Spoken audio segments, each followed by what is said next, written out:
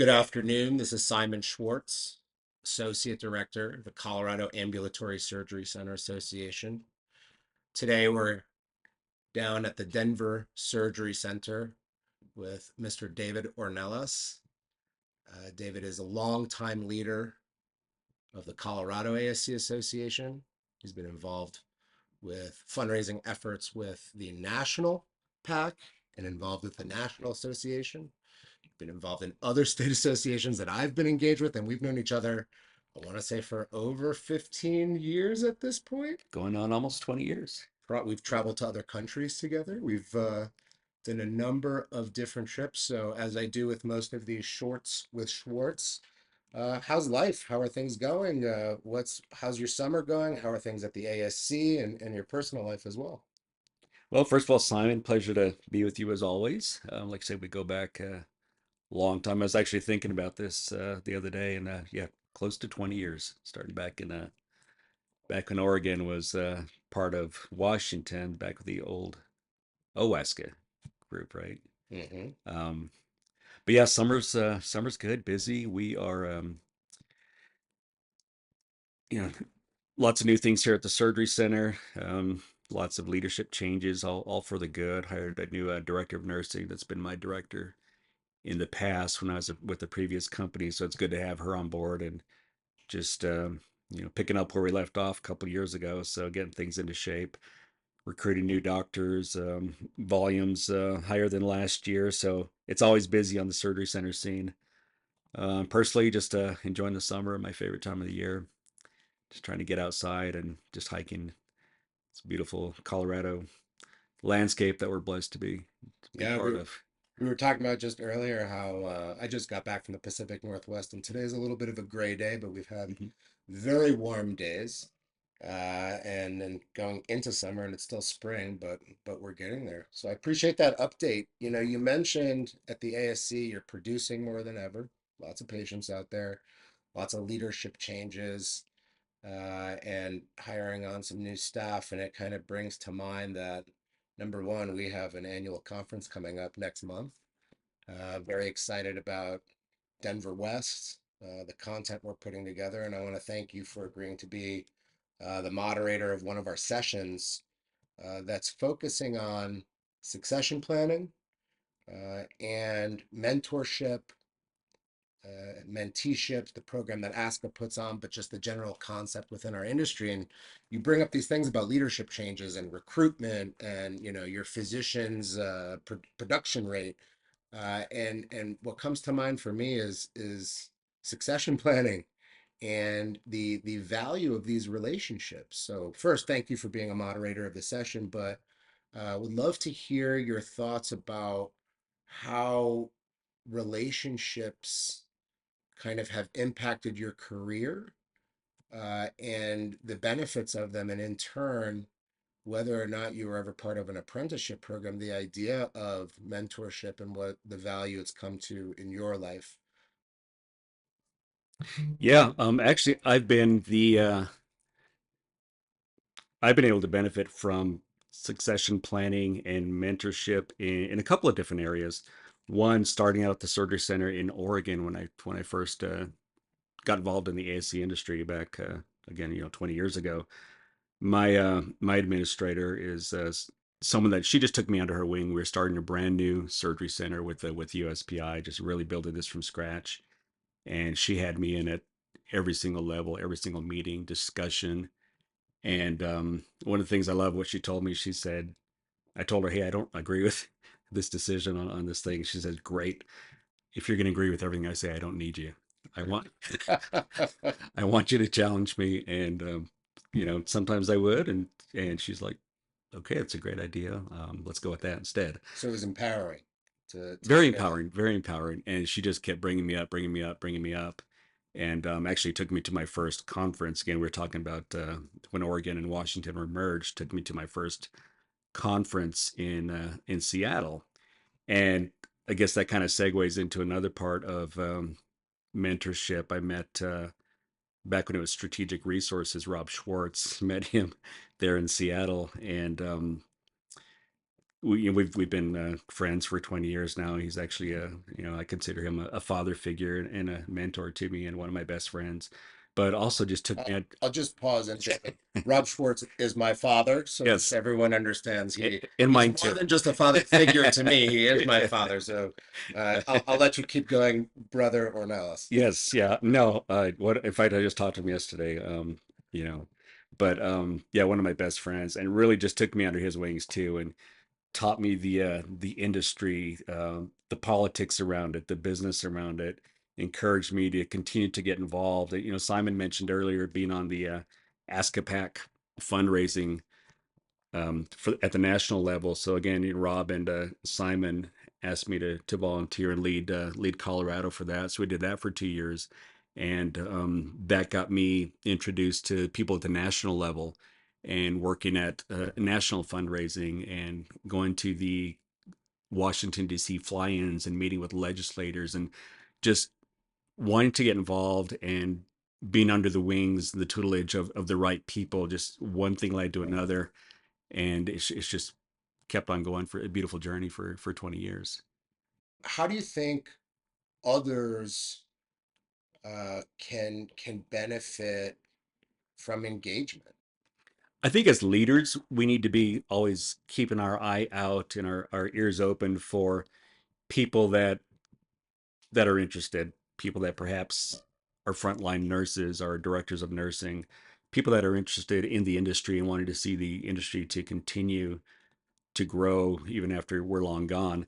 Be on the lookout for them, bring them under our wings, and teach them about finances, operations, things that may be out of their wheelhouse from a clinical standpoint. And number two, those individuals, staff nurses, business office people, directors of nursing, make yourself known that you I'm really interested. I'd want to learn. I want to continue to grow in this industry and push myself. It's sometimes it's uncomfortable to go into unknown places, but we'll guide you and but express the interest that you want to do more than what you're doing. You really want to continue on this journey. What are some or maybe you can think of one learning experience that you had that kind of changed the way that you operated and did business within the ASC?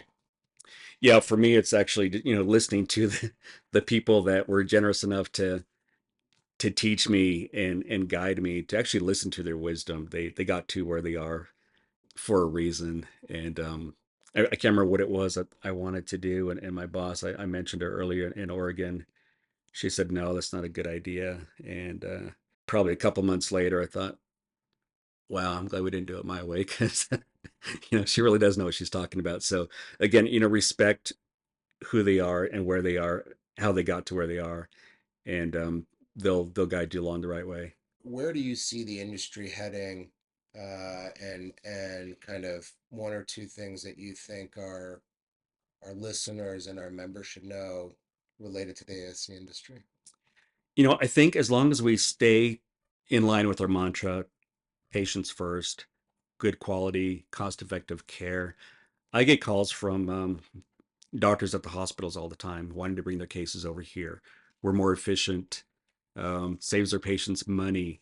So, things like that. We just continue building on the things that we do well. The ASC industry is always going to be evolving as healthcare insurance programs evolve, as hospitals evolve, as surgeons look for a different investment opportunity or a way to get out of the hospital and have a little bit more autonomy. So I think that's always going to be something that our ASC industry does.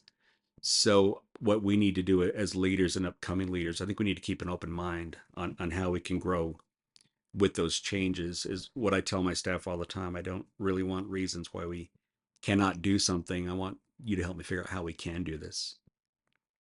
Can you expand a little bit more on that? Because I think that's a philosophy that many wish to ascribe to, but when it comes to actually producing, you Sure. know, Yeah, we're looking at adding a new service line here, right, at our surgery center. Something we haven't done before. And you always get the comments, well, we don't have the staff for that, or we've never done that before. So I can come up with tons of reasons why we cannot do something, but I want to know how we can do it because that's how we move forward. and that's how we continue to grow, and that's how we adapt. How do you motivate your staff to get on board, to be a part of the team, to motivate? How do you act as a mentor to them in that realm?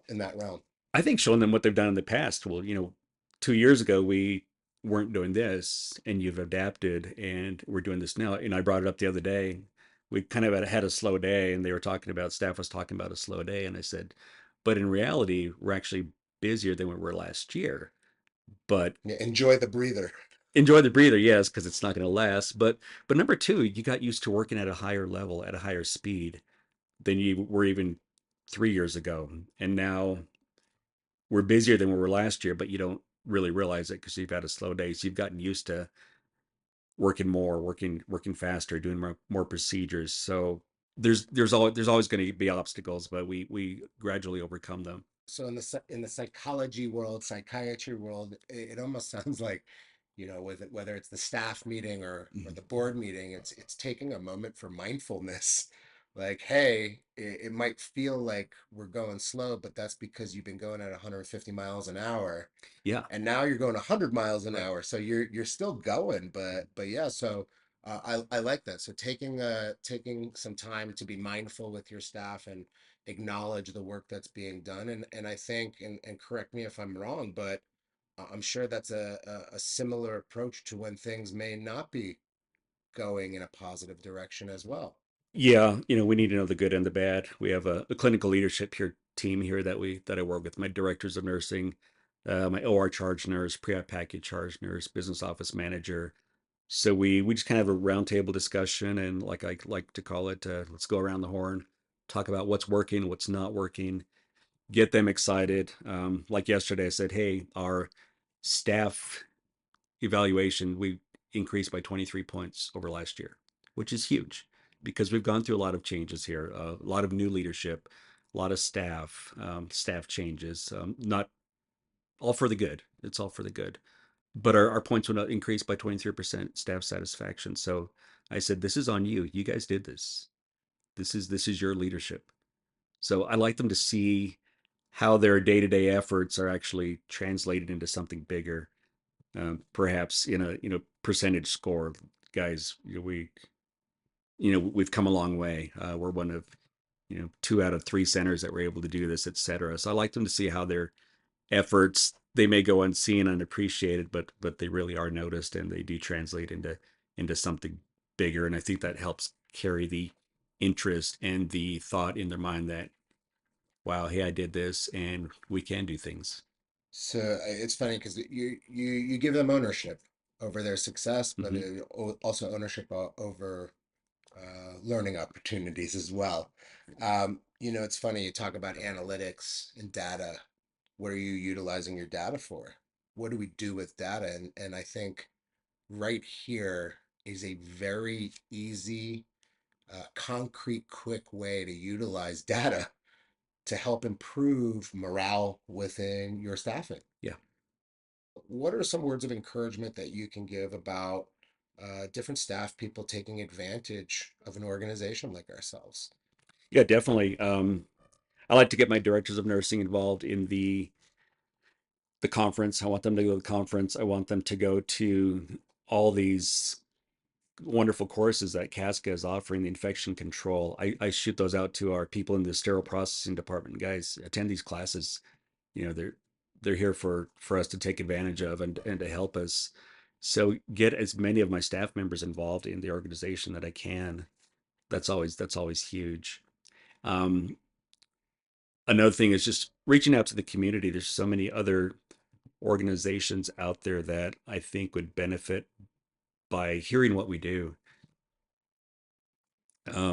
charity organizations, etc., because we're more than just a surgery center organization. I think we're part of the community. And again, our motto, patients come first. I think that's huge, and that translates across so many different boundaries. And with getting staff involved and supporting community, um, tell me where is the benefit in your career? Well, I think probably number one, just the relationships I've been able to build, locally, statewide, nationally. I've met so many amazing people and been able to participate in so many wonderful things just by being a part of Casca. And that all started, like again, 20 years ago as a young director in a surgery center, and just again just putting myself out there. Hey, I want to do this. I want to do this, and it's just evolved into something that I never even thought possible. What are you most looking forward to in the upcoming year, both professionally and personally? Professionally, continue to grow the center. We're on a great trajectory, so I want to keep doing that. Start again. I speak a lot about mentorship because I've been such a huge recipient of it. Um, Continue to do that because I won't be here forever. At some point, I'd like to retire and wind down. But so we need good people to take our place. So just looking for those gems that want to follow in our footsteps. And then personally, you got any fun plans for the summer? You got anything coming up before the end of the year that you're excited about? Um, Boy, nothing planned right now. Just again, just kind of enjoying the summer here locally. Nothing big planned. One of these days we'll get a big trip abroad There you go. organized here. But our last Once one you get got, the new line of service in your ASC going and everything's operating, then you get yeah, right. the less stress of being able to leave country, right? Yeah, I think our last trip got derailed by COVID, so we haven't planned one since then, but that'll that'll be coming up. David, I want to thank you for chatting with me here today. Always a pleasure. Thank you. All right, thanks so much.